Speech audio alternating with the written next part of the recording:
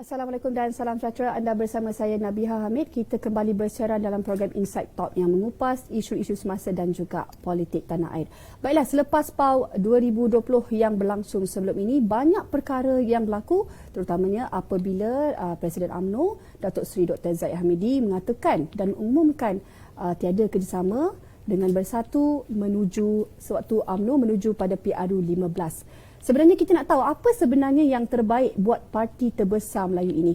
Kita bersama dengan Tun Faisal Ismail Aziz yang tidak asing lagi sekarang ini, yang tengah menjadi kontroversi sekarang ini, yang digantung keahliannya selama 6 tahun. Apa khabar? Khabar baik, alhamdulillah. So, macam mana sekarang ni? Saya okey je sebenarnya.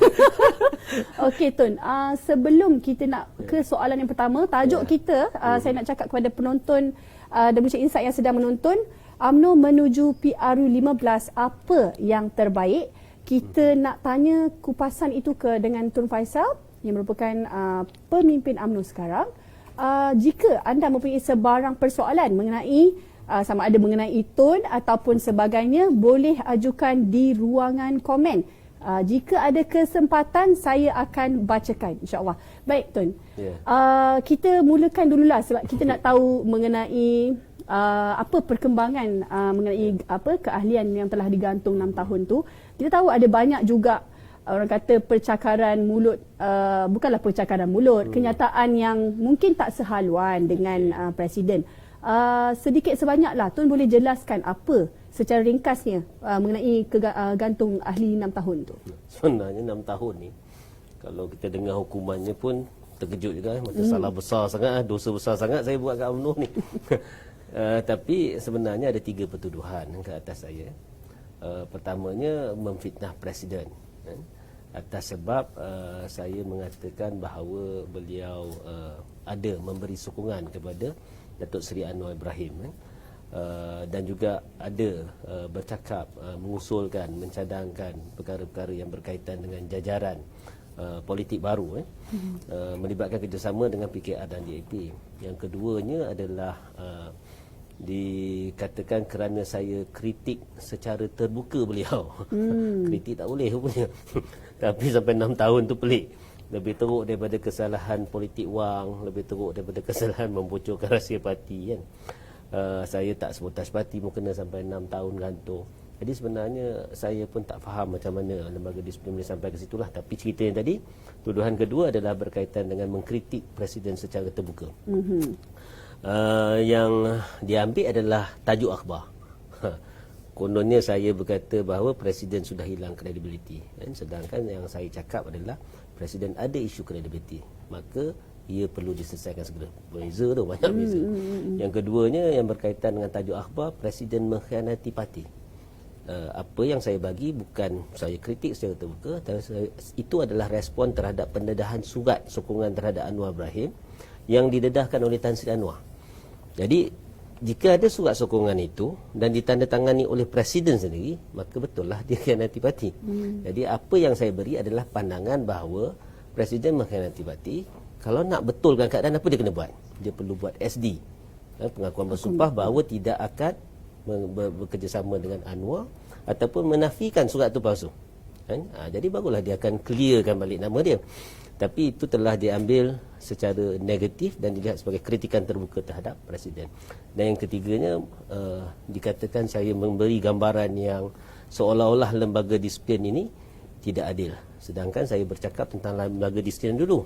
Saya bercerita tentang kes yang sama, politik wang. Orang yang rapat dengan Presiden UMNO, Perdana Menteri ketika itu, Datuk Zaki Zahid, didapati bersalah, hanya diberikan hukuman amaran. Sedangkan ada 5-6 orang lagi yang terlibat dengan politik wang diberi hukuman gantung. Jadi lembaga disiplin pernah di-question, pernah dipersoalkan integritinya, keputusannya dulu. Tapi sekarang saya tengok bila kes pada saya rasa lebih kurang jugalah keadaan lembaga disiplin tidak berubah. Jadi 6 tahun, 6 tahun apa salah yang saya buat? Pertama, kalau dia kata saya fitnah Presiden, kan, surat itu saya boleh katakan semalam Tan Sri Anwar keluar live, kan. Tan Sri Anwar tunjukkan bahawa surat itu kita yakin datang daripada sumber yang mana.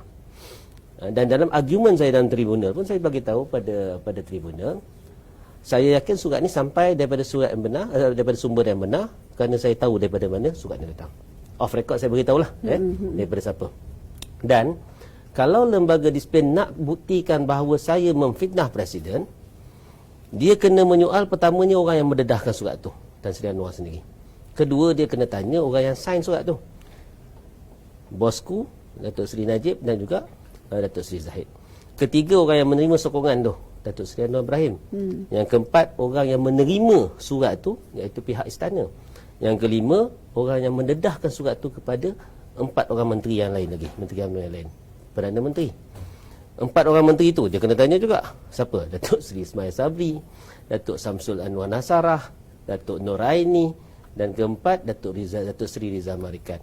Orang-orang ni kena tanya. Barulah boleh buktikan bahawa surat itu palsu. Tapi sekarang tak ada apa-apa siasatan Saya tak yakin lembaga disiplin buat tu. Sebab itu kalau dia boleh bertanya kepada Tan Sri Anwar sendiri, dia boleh bertanya kepada 4 menteri UMNO sendiri, dia boleh tanya pihak istana sendiri sama ada surat itu betul atau tak betul. Dan kalau kata surat itu terbukti salah, maka barulah sabit saya memfitnah. Tapi saya yakin surat itu ada betul. Tapi lembaga disiplin dalam proses dia nak menghukum saya, dia buat tak? Saya tak rasa dia buat. Sebab itu pelik bila dia hukum sampai 6 tahun. Sebelum ni Tun ada pergi membuat hantar surat rayuan kan? Apa perkembangan daripada surat rayuan tu? Ada apa-apa jawapan yang diberikan? Macam mana?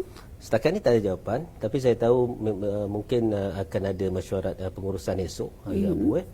Jadi saya harap dalam surat rayuan tu apa yang saya bagi tahu adalah jangan bergantung harap kepada keputusan lembaga disiplin. Kerana lembaga disiplin saya dah bagi tahu banyak kelemahannya daripada segi yang melit lembaga disiplin pun bukan orang yang daripada latar belakang undang-undang. Dan yang kedua, bila saya masuk pun tidak ada prosedur bertulis. Ini tidak adil kepada orang yang tuduh. Dulu saya tak tahu sebab tak pernah dipanggil untuk lembaga disiplin. Tapi bila saya tengok kelemahan-kelemahan ini, misalnya bila saya masuk tak ada prosedur bertulis. Pengurusi bagi tahu apa yang dia cakap itulah prosedur. Penat tau. Kita masuk dalam tribunal tanpa kita tahu apa nak jadi. Macam nak kena ambush. Dan ketiga, ada perkara yang saya minta. Kalau Nabi ingat, saya minta 3 perkara. Saya minta lawyer lah, saya minta apa tahu siapa yang duduk dalam. Yang ketiga, saya minta diberitahu siapa pengadu dan aduan sebenar. Itu dinafikan, sedangkan itu hak saya. Kan? Macam mana saya nak prepare satu hujahan balas pembelaan yang baik kalau saya tak tahu pengadu, saya tak boleh faham motif dia dan saya tak tahu aduan sebenar dia. Maksudnya saya teraba-raba. Masuk dalam tribunal memang kena ambush kan. Keadilan ini tidak diberikan pada saya. Hak saya tidak diberikan kepada saya, melainkan selepas saya fight. Saya betul-betul argue dengan pengurusi dan juga anggota tribunal. Halfway baru saya dapat. Maksudnya kalau kata orang yang tidak ada pengetahuan tentang undang-undang, perlembagaan UMNO, ada kemungkinan tribunal ini akan menafikan hak mereka sebagai orang yang kena tuduh. Cakap pasal motif Tun, macam Tun nak tanya siapa pengadu tadi kan.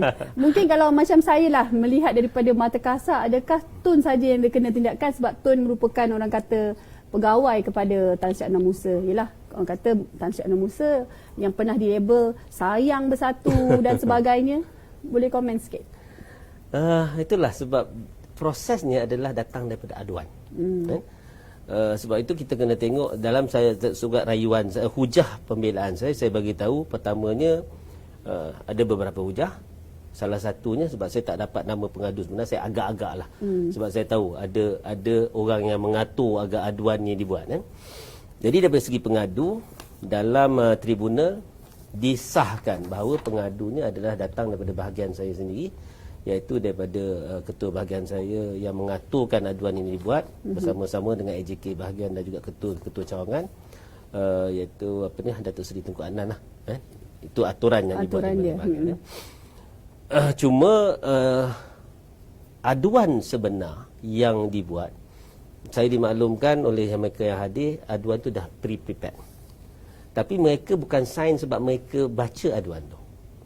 Mereka diberikan ucapan itu banyak yang menghentam saya, memburuk-burukkan saya, termasuk memfitnah saya. Dan kemudian atas ucapan itu mereka diminta sign satu surat aduan yang telah prepared. Tak sempat baca pun. Tak sempat baca. Dia tak argue pun, it's actually fact of case. Tak panggil pun saya untuk menjelaskan apa yang berlaku, apa yang saya cakap dan sebagainya. Jadi mereka sign dan surat itu yang telah digunakan untuk membuat aduan kepada lembaga disiplin. Masalah dia adalah, sebab itu saya merayu sebenarnya ada beza ya. Saya merayu bukan kerana saya bersalah. Saya merayu bukan kerana saya nak minta hukuman daripada 6 tu sebab saya bersalah. Tak sama tak sama dengan Anwar Ibrahim tau. Lain tau. Saya merayu sebab saya rasa proses tu tak betul. Pertama, lembaga disiplin tak tengok betul-betul fakta dan hujah saya. Kan? Sebab tu kalau dia tengok betul-betul fakta dan hujah saya daripada segi cara pengaduan tu dibuat yang penuh flaws, hilang merit dan dibuat oleh pihak yang tak ada local standby, malah ada berkepentingan lagi di Putrajaya, patutnya awal-awal lagi aduan tu telah ditolak kan? Tapi tak apalah, dia orang nak pakai juga sebab tengok pada fakta kes. Cuma saya dimaklumkan bahawa lembaga disiplin bentangkan pada mesyuarat pengurusan. Mesyuarat pengurusan selepas itu bawa pula keputusan lembaga disiplin ke dalam mesyuarat MKT yang memutuskan saya digantung, yang mengesahkan saya digantung Okey. Dalam mesyuarat pengurusan ada Datuk Seri Tunku Adnan. Dalam mesyuarat MKT pula ada Datuk Seri Zahid dan Datuk Seri Tunku Adnan. By proses, by proses. Ini dua pihak yang berkepentingan. Macam mana keadilan boleh diberi kepada orang kena tuduh kalau pengadu ada kat situ, kedua orang yang disabitkan dengan tuduhan pun ada di situ. Dia ada conflict of interest. Conflict of interest. Patutnya kena ada badan tengah-tengah lah ni. Itulah masalahnya. Lembaga disiplin pun hanya bagi keputusan kepada mesyuarat pengurusan. Mereka tak lihat hujah-hujah saya. Mesyuarat keputusan, mesyuarat pengurusan pula diangkat pula. Yang chair mesyuarat pengurusan adalah timbalan presiden lah. Angkat pula kepada mesyuarat MKT. Dalam mesyuarat MKT pun hanya angkat keputusan. Hujah-hujah yang saya berikan sebanyak 16 muka surat tak tengok pun sebenarnya.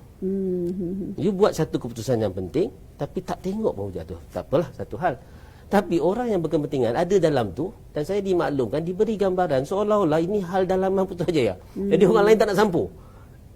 Tak nak campur hal dalaman Putrajaya itu tak apa. Satu hal.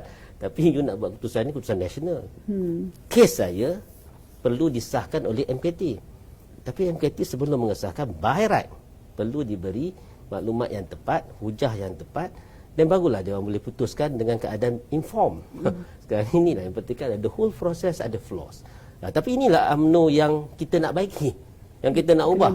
Sebab kalau tengok, kalau Nabi tengok daripada awal proses tu it's open to manipulation dan salah guna kuasa. Akhirnya orang yang kena tuduh tidak mendapat keadilan yang sebenar-benarnya. Ustaz, okey, saya bacakan salah seorang daripada soalan daripada Zulaiha Ezzah. Kenapa Tun yang jadi sasaran? Adakah sebab tempias announcer? Dia tanya lagi.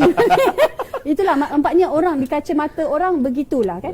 Tapi cakap pasal surat tu tadi, kalau tak silap saya masa Perhimpunan Agong UMNO baru-baru ini, orang kata perjumpaan dengan Datuk Zahid ada mengatakan perjumpaan dengan Datuk Seri Anwar tu orang kata tak ada mengenai kerjasama dan sebagainya. Macam mana ni? Kalau ni ada dua jumpa kedai mamak sembang-sembang kosong kan. Jadi dia adalah dua kenyataan berbeza. Adakah dia bagi Tun dia berbohong ke dia apa sebenarnya rasanya? Pertama tadi yang jawab pasal soal tempias soal tadi tempias tadi tu. Saya rasa antara orang yang paling vokal tentang ni ada Tan Sri Anwar. Dan kebetulan saya timbalan Ketua UMNO Bahagian Putrajaya yang juga merupakan setiausaha akhbar Tan Sri Anwar. Sebenarnya kenapa pandangan kami sama? Sebab saya rasa prinsip yang saya pegang sama. Kalau saya bukan setiausaha agung, setiausaha akhbar kepada Tan Sri Anwar pun, pendiriannya saya sama. Sebab pertama, saya mendapat maklum bahawa surat itu adalah surat sokongan terhadap Anwar Ibrahim, Datuk Seri Anwar Ibrahim adalah surat yang benar dan tujuannya adalah supaya Datuk Seri Anwar Ibrahim boleh bawa kepada Yang di-Pertuan Agong untuk memberitahu dia dapat cukup sokongan dan dengan itu kerajaan ini dapat digantikan. Maksudnya benda yang kita rasa tak kena dengan prinsip dan dasar parti ketika itu. Yang kita buat dulu, no Anwar, no DAP. No Anwar, no DAP. Dan kita kena kerjasama dengan bersatu, kita kena sokong kerajaan Perikatan Nasional. Macam mana seorang presiden melalui surat telah menyokong Datuk Seri Anwar Ibrahim untuk meruntuhkan kerajaan yang patutnya daripada segi dasar UMNO kita perlu sokong. Itu pada saya tak boleh terima. Saya ni mempertahankan dasar. Begitu juga Tan Sri Anwar, kita mempertahankan dasar parti. Bagaimana pula ada satu orang secara senyap-senyap tanpa pengetahuan MKT, tanpa pengetahuan semua ahli tiba-tiba ada buat surat sokongan. Jadi prinsip ini kita pegang sebab kita tahu kebenaran. Dan saya rasa selain daripada saya ni adalah mungkin orang yang dilihat orang kuat Tan Sri Anwar, saya juga dilihat sangat konsisten memberikan pandangan sepanjang masa lah. Ada aja kritikan-kritikan, bukan terhadap Presiden, bukan terhadap UMNO, tapi terhadap tindakan individu-individu yang cuba membawa jajaran baru dan sebagainya. Kembali pada soalan Nabihah tadi, dalam persidangan UMNO disebut perjumpaan dengan Anwar Ibrahim hanya makan-makan, minum, kenduri kahwin. Pada saya itu sangat-sangat misleading. Dimaklumkan dalam satu perhimpunan agung yang diwakili oleh perwakilan daripada seluruh negara, kita nak buat satu keputusan besar dan kita bohong mereka, dan kita tak cerita benda yang betul pada mereka. Pada saya ini satu lagi kesalahan yang tidak boleh kita pandang ringan, dan ahli-ahli kena tahu bahawa macam saya cakap lah, perkara itu benar. Sebab itu lembaga disiplin sebelum menghukum saya memfitnah Presiden, kena buktikan buat dulu. siasatan dulu. Betul dulu. Pada saya benda itu benar. Kalau dikatakanlah maknanya Presiden berbohong, bagi pandangan Tun sendiri, adakah, sekejap saya baca soalan dulu, saya nampak ada banyak pula soalan ni selepas tadi tu kan. Sekejap, Muhammad Harbi cakaplah pasal negara, sudahlah dia suruh kita cakap pasal negara pula. Okey, daripada Harum Mawar, siapa layak ganti Zahid? Adakah dia perlu berundur? Pedas sekali dia bagi Harum Mawar. Okey, kalau jika anda mempunyai sebarang soalan, boleh ajukan di ruangan komen dan saya akan baca dan tanya terus kepada Tun. Okey, mungkin pandangan Tun lah, sesuai dengan tadi Tun kata, mungkin dia berbohong dengan perwakilan, penafian hanya sekadar kenyataan saja, tak dibuktikan betul dia apa? Orang kata tak dibuktikan dengan betul lah dia punya, tak bincang pun. Okey, adakah Datuk Seri Zahid ni bila dah menipu kena berundur ke, atau apa sebenarnya yang boleh dibuat? Bagi saya ini ada soal credibility. Jadi dia perlu jelaskan kenapa dia bercakap begitu. Macam tu juga dengan lembaga disiplin, kena jelaskan macam mana dia boleh arrive kepada conclusion bahawa saya memfitnah Presiden. Sedangkan benda yang saya bawa itu, benda yang saya perkatakan itu, saya yakin betul dan dia tak ada kapasiti untuk menyiasatkan benda tu. Saya tak yakin dia buat itu. So macam Presiden juga, saya rasa dia kena clearkan diri dia. Pertama, dalam PAU tu, dalam perhimpunan agama, that is the best avenue, platform untuk dia jelaskan tentang surat, dia jelaskan tentang sokongan terhadap Datuk Seri Anwar Ibrahim, tentang jajaran baru politik kan.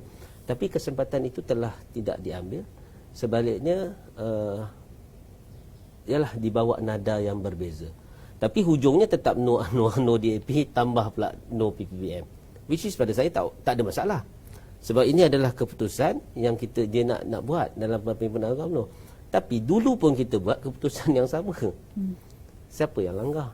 Bukan saya langgar, bukan Tan Sri Anwar langgar, tapi individu-individu tertentu yang langgar, termasuklah pengarah pilihan raya yang bawa jajaran politik baru. So orang-orang yang melanggar dasar ini, saya tak nampak pula ada tindakan diambil pada mereka.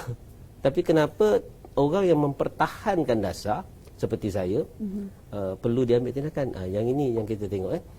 Salah satunya sebab mungkinlah kerana mereka melihat ini adalah elemen yang membahayakan apa agenda yang mereka nak bawa daripada segi kerjasama bersama jajaran politik baru. Yang keduanya macam saya sebutlah, dia ada unsur politik bahagian yang saya rasa daripada awal sepatutnya lembaga disiplin dah tolak lah. Tapi kalau ikutkan daripada maknanya kalau dia dah melanggar daripada prinsip parti yang tak mahu, yang Anwar, no DAP. Jadi sebab saya tengok ada juga banyak daripada kenyataan pemimpin-pemimpin lain yang sebelum ini daripada tahun lepas hingga kini kata Datuk Seri Zahid adalah Presiden UMNO yang paling lemah setakat ni. Dan juga ada juga yang ada jugalah kata-kata yang cakap Datuk Seri Zahid kena berundur. Tapi daripada segi pandangan Tun, adakah UMNO ni perlukan muka-muka baru untuk memastikan UMNO ni terus relevan dan juga orang kata ada nafas baru. Macam tadi Tun pun kata nak ubah, inilah benda yang nak ubah. Antaranya ialah kebebasan bersuara lah saya rasakan. Kebebasan bersuara tu daripada dulu sehingga ke sekarang ni memang ditapis lah kan. Apa pandangan Tun? Sebenarnya kalau tanya saya punya pendirian, waktu pemilihan yang lepas, saya adalah penyokong pada Datuk Seri Ahmad Zahid Hamidi. Dan saya pun sebenarnya berkempen untuk beliau. Cuma benda-benda yang lain saya boleh terima. Saya melihat dia ada kesabaran, dia boleh unite ramai orang pada waktu itu. Dia berpegang kepada prinsip. Ini perbezaan dengan calon yang lain. Sebab dia masih berpegang pada prinsip UMNO yang mempertahankan perlembagaan, yang mempertahankan kedudukan istimewa beberapa perkara dalam perlembagaan dan sebagainya. Pada saya, sebab itu saya sokong beliau.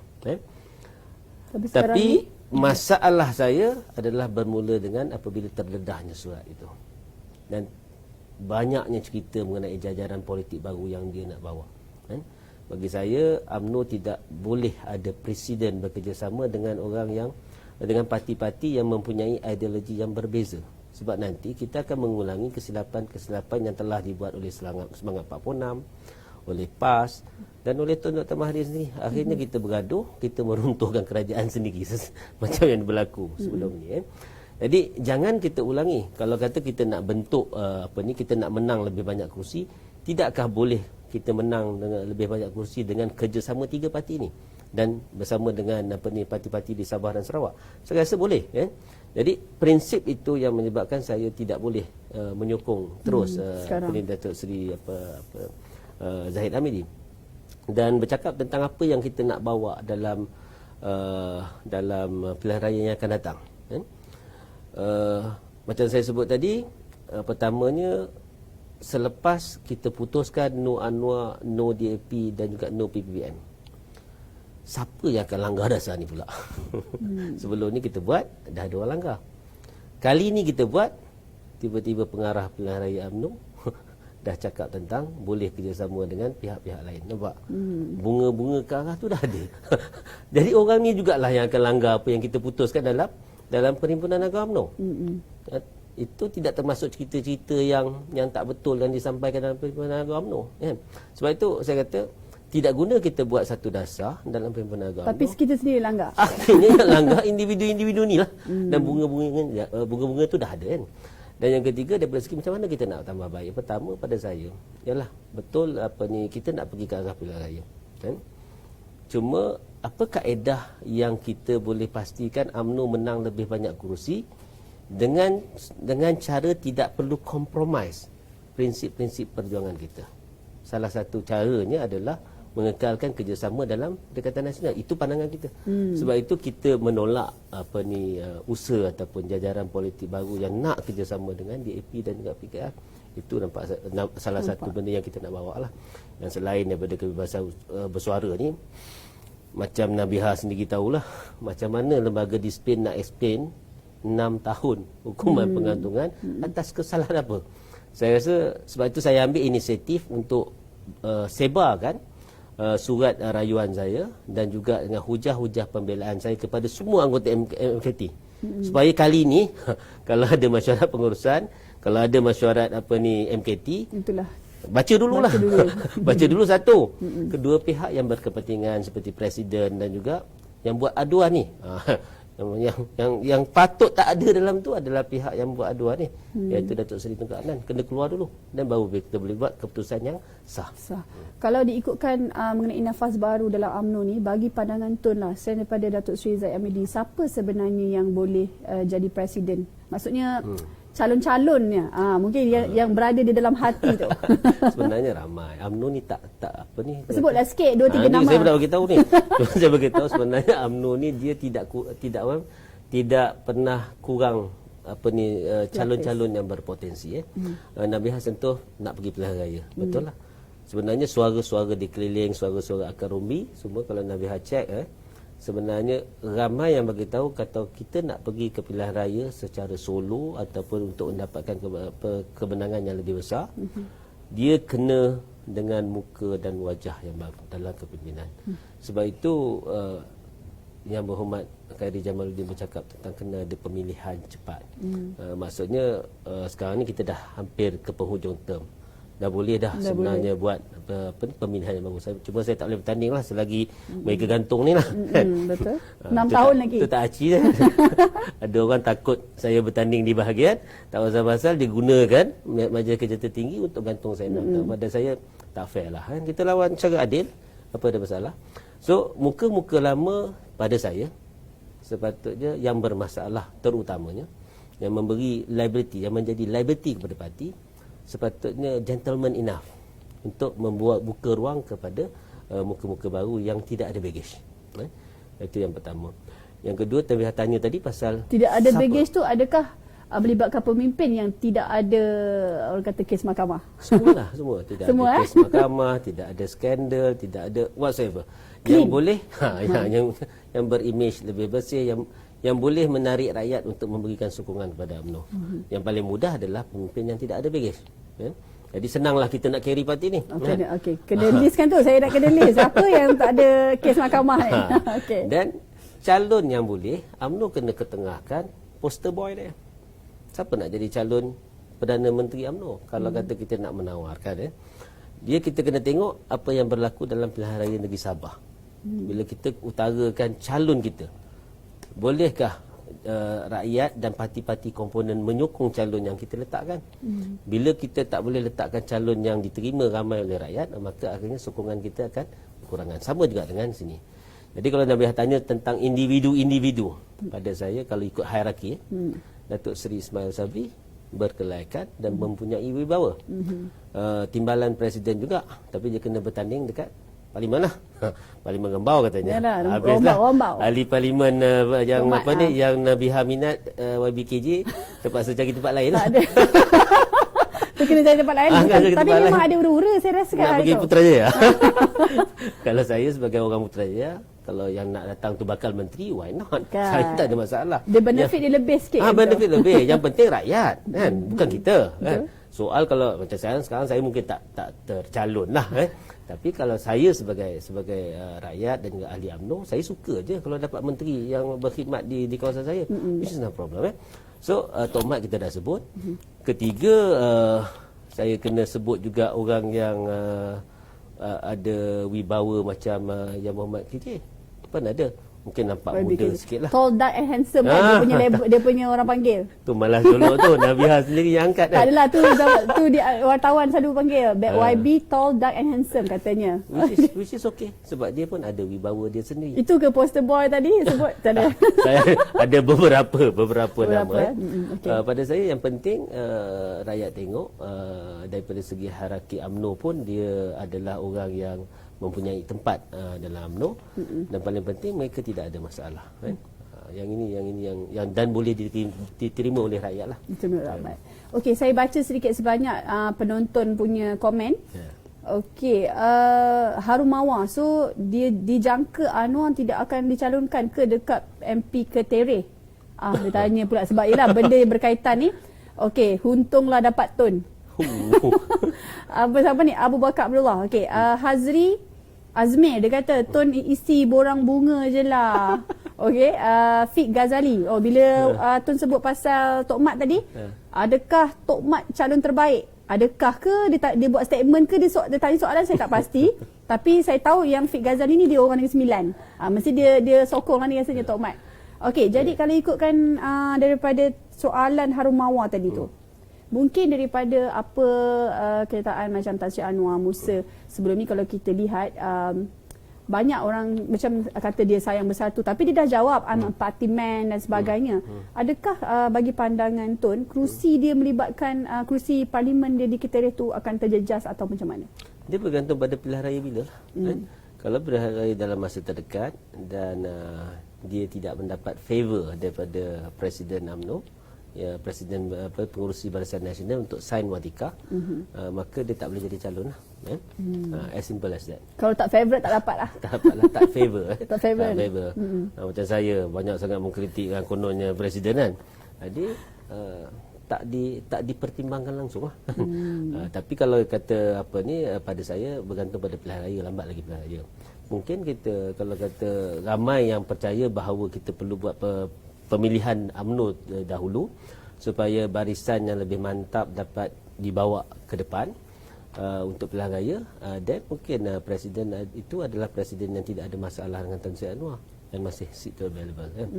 Sama ada saya nak sign borang bunga atau tak. Itulah, jawab sikit. Saya ni nak membetulkan UMNO sebab kita sayang UMNO. Pernah ke saya puji PPBM? Tak pernah kan. Apa yang saya cakap sebenarnya untuk kebaikan UMNO. Misalnya bila saya cakap tentang surat sokongan terhadap Anwar, yang saya persoalkan kenapa bila dasar kita no DAP, tiba-tiba ada individu yang bagi sokongan dan taat setia kepada Anwar, Datuk Seri Anwar Ibrahim, dan cuba meruntuhkan kerajaan yang kita bina bersama. Ini adakah tindakan ini memberi kebaikan kepada parti satu, UMNO? Kedua, adakah tindakan ini time COVID balik daripada PRN Sabah tu memberi manfaat kepada rakyat dan negara? Saya rasa tak. Apa yang saya buat adalah kerana parti dan juga kerana negara. Dan saya mempertahankan dasar parti. Kenapa pula saya yang kena isi borang PPBM? Patutnya orang yang nak bekerjasama dengan Anwar dan DAP ni isi borang PKR dan DAP kan. Itu yang sepatutnya. Ini yang kita persoalkan. Bila you turn around the table, saya tidak memfitnah, maka ada orang bercakap bohong. Saya mempertahankan dasar parti, tapi saya dikenakan tindakan. Kenapa orang yang melanggar dasar parti tidak dikenakan tindakan? Kan tidak adil namanya. Betul. Tapi itulah, kita kena cakap balik orang yang tuduh Tun tu suruh isi borang DAP dengan PKR. Cakap pasal kerjasama DAP dan PKR ni. Sebelum ni Dr. Mahathir pun ada menyebut. Dia kata, UMNO ni boleh bekerjasama dengan DAP ni. Tapi biasalah sebelum ni DAP pun sendiri membuat kenyataan tak mahu bekerjasama dengan UMNO. Pandangan Tun, secara memang mustahil sangat ke kerjasama antara DAP, PKR dan juga UMNO ni? Adakah mustahil? Yang berbeza adalah ideologi. Kalau itu dapat diharmonikan, itu lain cerita. Tapi saya tak percaya kita boleh harmonikan ideologi sosialisme yang pandangannya adalah sama rata semua benda. Jadi dalam perlembagaan kita ada kedudukan istimewa untuk beberapa perkara. Saya tak percaya sosialisme akan menerima itu. Kedua, dalam perlembagaan kita meletakkan kedudukan agama Islam sebagai kedudukan yang tertinggi, dan ada keistimewaannya. Saya tidak percaya pembawa evangelisme boleh terima itu. Jadi ada beberapa lagi perkara yang berkaitan ideologi dan juga pendekatan dalam kita melaksanakan dasar dan perlembagaan dalam negara. Kalau ini tidak menjadi masalah, maka Pakatan Harapan itu tidak akan runtuh. Jadi kenapa salah satu perkara yang saya sendiri turun ke bawah lawan Pakatan Harapan dulu adalah apabila Pakatan Harapan hendak sign ICET dan juga Statut Rom. Dia menyebabkan uproar, kemarahan daripada umat Islam dan juga orang Melayu dalam negara ini. Dan saya dimaklumkan bukan sahaja orang Islam dan orang Melayu yang menyokong Barisan Nasional dan UMNO, tapi dalam Pakatan Harapan sendiri.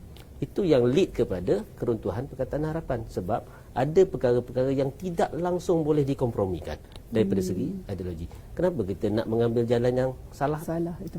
Baik, kita sebenarnya dah 40 minit. Dah 40 minit kan dalam macam baru je. Itulah.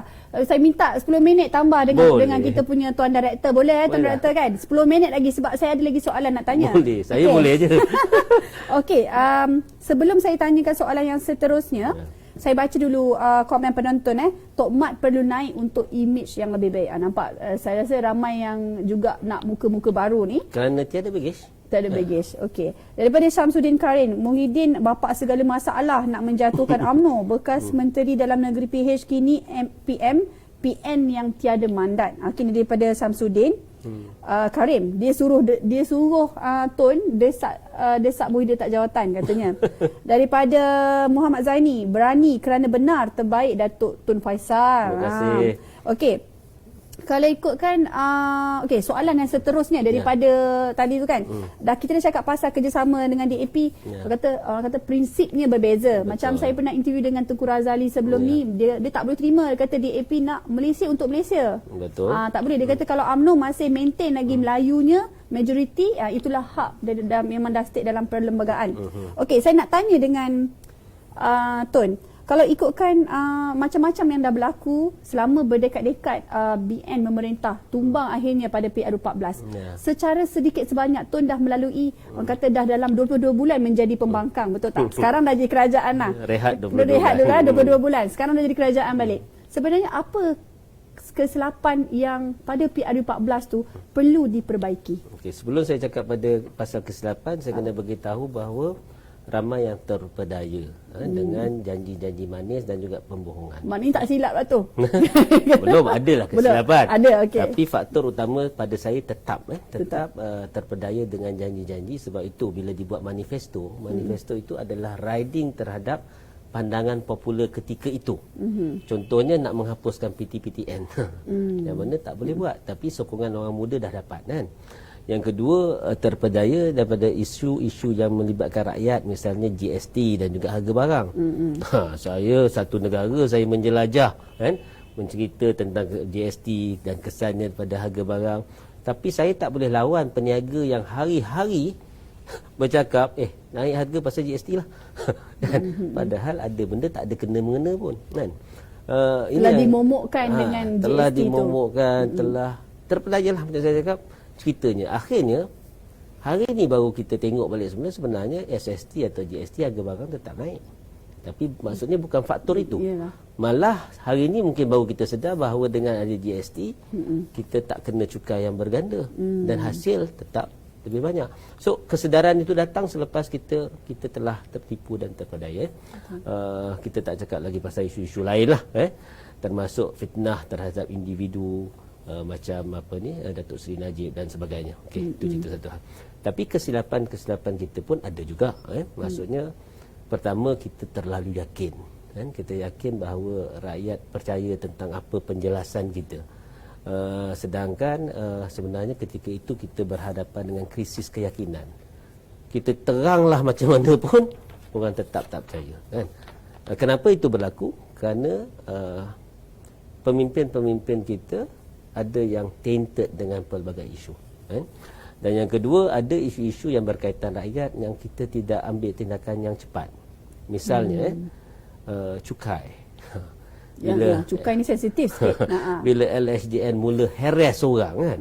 Dan yang diharassnya selebriti, doktor-doktor pakar, dan sebagai seorang yang terlibat dalam pasukan strategi komunikasi strategik di peringkat kementerian dan juga kabinet dulu jawatan kuasa tu, kita memang advise bahawa ada benda-benda yang kita tidak perlu harass orang sampai begitu sekali kan. Jadi benda-benda ini menambah kepada kemarahan rakyat. Dahlah cukup, dah ada satu benda yang mereka marah. Pasal cukai ni Datuk Mukris pun kena. Actually pada saya tak persoalkan nak kutip cukai. Which is semua orang kena bayar cukai. Yang saya persoalkan adalah kaedah. Kaedah dia. Kena lebih kata bertoleransi lah. Kena lebih berdiplomasi. Dan Hmm. sebenarnya orang yang tak bayar cukai, bila didapati tak bayar cukai, mereka sebenarnya takut semua, kan? Tapi tak perlu kita harass sampai begitu sekali, especially golongan-golongan yang ada influence dalam masyarakat, kan? Misalnya golongan artis, kan? Kesian artis dia. Yang paling banyak kena. Yalah, dia pendapatan dia mungkin 2 tahun sudah nampak mewah. Tapi dia kena tahun ni. Yalah, maintenance pun tinggi. Maintenance pun tinggi. Saya tak tahulah, saya tak berkawan dengan selebriti kan. Ya. Tapi saya rasa ada benda-benda yang kita nasihatkan, termasuk daripada segi GST. Ada benda-benda yang kita rasa misalnya perlu diubah. Misalnya bila kontraktor Bumi Putra ataupun kontraktor yang terlibat dengan projek-projek kerajaan, dia mereka kena upfront the 6%. Sedangkan itu projek kerajaan. Kerajaan akan bayar kepada kerajaan. Jadi kan boleh diberi sedikit pengecualian, kelonggaran. Boleh. Betul. Tapi kadang-kadang bila mereka mohon kepada MOF, panjang prosesnya. Jadi benda-benda ini akan menyebabkan kemarahan dan tomahan terhadap GST itu lebih kuat, makin kuat. Jadi ada benda yang kita boleh selesaikan dengan penjelasan, tapi ada benda yang kerajaan kena dengar suara rakyat dan mereka kena ambil tindakan segera membetulkan keadaan. Yang itu saya rasa kelemahan-kelemahan yang kita kena tengok. Tapi kalau pasal kemarahan rakyat ni, saya perasan PN cepat. Kalau orang kata nak Aisina tu dapat. Kan? Aisina, moratorium, cuma moratorium yang baru-baru ni je tak dapat. Kan? Kalau ikutkan. Sebab itu kita kena berlaku adil juga. PM mengambil alih kerajaan daripada sebuah kerajaan yang tak kisah pasal rakyat pun. Bila rakyat minta bantuan, siap cakap apa? Siap cakap orang Melayu tak boleh hidup tanpa BRIM. Atau BRIM. Lepas tu rakyat kena usaha sendiri, tak perlukan bantuan. Kita menghina rakyat. Kepada kerajaan Perikatan Nasional yang pada saya masuk saja diambil alih, rakyat dan negara sudah dalam keadaan yang sangat-sangat susah. Kan? Itu pun dia masih boleh bagi bantuan. Kan? Bukan senang. Jangan compare pada zaman BN yang ekonomi kita lebih makmur. Sepatutnya kita boleh bagi lebih banyak bantuan. Tapi bila Perikatan Nasional ambil alih, saya terlibat dengan Menteri Wilayah, salah seorang menteri yang sangat prihatin dalam hal rakyat. Nak tengok sendiri. Sebelum kerajaan Malaysia umumkan tentang prihatin, Menteri Wilayah kita telah mengumumkan tentang wilayah Cakna. Kita combine semua bantuan. Sebab apa? Kita atas kesedaran bahawa rakyat masa tu dengan PKP-nya, dengan COVID-nya sangat-sangat tertekan. Bantuan rakyat dulu. Income dah tak berapa ada sebenarnya kan. Tapi rakyat dulu. Sampai sekarang kita masih maintain benda yang sama. Sebab itu bila ada usaha-usaha untuk menjatuhkan kerajaan dengan pelbagai cara sukat sokongan, cara mengugut-ngugut waktu nak meluluskan bajet, benda-benda ni tak kena pada jiwa saya. Dan saya percaya Tan Sri Anwar adalah orang yang macam tu juga. Sebab dia tengah nak jaga macam-macam hal rakyat, tiba-tiba dikacau. Sekejap, macam kita orang sendiri kalau Nabi Ha pergi, Nabi Ha tak pernah sampai office saya. Dalam office saya tak ada barang tau. Sebab apa? Sebab sekejap dah Anwar nak jadi PM, sekejap takut dah. Jadi baru-baru ni kan timbul semua orang pergi ke jumpa Perdana Menteri kan. Kita orang memang dah kosong dah, anytime boleh keluar kan. Maksudnya sampai keadaan begitu sekali, kita prepare untuk keluar daripada kerajaan. Sebab apa? Sebab pada saya inilah permainan yang tidak adil, bukan saja kepada negara tapi kepada rakyat Malaysia. Sebab dalam keadaan kita nak fokuskan kepada membantu rakyat dan memerangi pandemik COVID-19 ni, timbul benda-benda yang menyebabkan ketidakstabilan politik dalam negara dan menyebabkan usaha ni susah nak kita nak buat tanpa gangguan. Dia ada hiccups kan. Sampai saya sendiri, kita orang hari ni packing, besok unpack. Hari ni packing, besok unpack. Aduh, lawak. Tapi saya ingat yang kalau sebelum time masa PH tu pun ada juga cerita yang masa time PH Presek semua dah kosongkan pejabat tu pun ada juga. Rupa-rupanya yang ni pun saya baru tahu dia. Boleh datang, saya jemputlah Nabi Ha datang, nanti minum teh. Nanti kita buat Facebook live kat sana. Mungkin ada view cantik sikit memang kan? Kosong je view. Okey Tun, sekejap. Kita director dah bagi kita 5 minit lagi. So untuk merangkumkan hujah kita, hujah pula saya pun dah tersasut. Untuk merangkumkan tajuk kita hari ini, UMNO menuju PRU15, apa yang terbaik? Soalan penutup saya, apa sebenarnya gabungan yang terbaik untuk memastikan kemenangan bersama di PRU15? Pertamanya kita kena belajar daripada PRN Sabah. PRN Sabah, kita tengok bahawa jika kita bergaduh dengan banyak orang dan kita tidak menyelesaikan ramai orang, akhirnya sokongan rakyat juga berubah. Keduanya, kita lihat bahawa kita kena berunding sebelum pilihan raya. Jangan lepas pilihan raya. Jadi, bila kita berunding sebelum pilihan raya, kita akan dapat pastikan pertandingan 1 lawan 1 di kawasan-kawasan parlimen yang kita nak tandingi. Yang ketiga, daripada segi bila kita dah berunding tu, berunding termasuklah berunding siapa PM, berunding menteri apa, menteri ni, supaya jangan rumah dah siap, tiba-tiba pahat berbunyi, barulah kecoh, orang ni tak dapat jadi timbalan Perdana Menteri, orang ni jangan berunding dulu. Jangan jadi dah jadi Sabah, raya Sabah kita dah menang, tiba-tiba ketua menteri tak tahu siapa. Tak boleh jadi macam tu. Dan yang ketiga, tentulah chances untuk menang adalah dengan kita mendapatkan merapatkan hubungan dengan parti-parti yang boleh bekerjasama dengan kita, dan dan caranya adalah bukan dengan memainkan sentimen kebencian. Sebaiknya kita cari mana yang kita boleh duduk bersama. Misalnya UMNO dengan PAS dulu ada satu sentimen yang sangat teruk sebelum ini, sebab berpuluh-puluh tahun kan. Tapi kita boleh duduk bersama dalam muafakat nasional sebab apa? Sebab kita mencari usaha ke arah mengharmonikan hubungan kita. Jangan macam dengan Bersatu ni kita asyik nak cari gaduh. Bersatu pun cari gaduh dengan kita. Dua-dualah tak boleh. Dia kena kita ni kalau kata nak berkahwin, sebelum bertunang tu kena kenal dan kena baik. Itulah ada orang bagi statement PAS dengan UMNO baru setahun kahwin dah cerai katanya. Okey. Dan yang terakhir kalau macam saya lah, untuk saya tengok kebanyakan sentimen dalam UMNO ni sama ada kita nak pergi solo ataupun kita nak pergi dengan berpakat ni.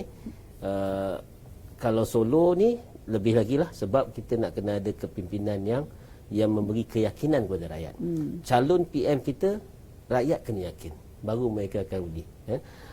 Kalau kata kita tak boleh tawarkan mereka calon PM yang tidak ada baggage, kemungkinan besar rakyat tidak akan bersama kita, memilih alternatif lain. So ini antara benda-benda yang saya rasa perlu difikirkan lah. Baik, itu dia banyak betul kupasan daripada Tun Faizal kita.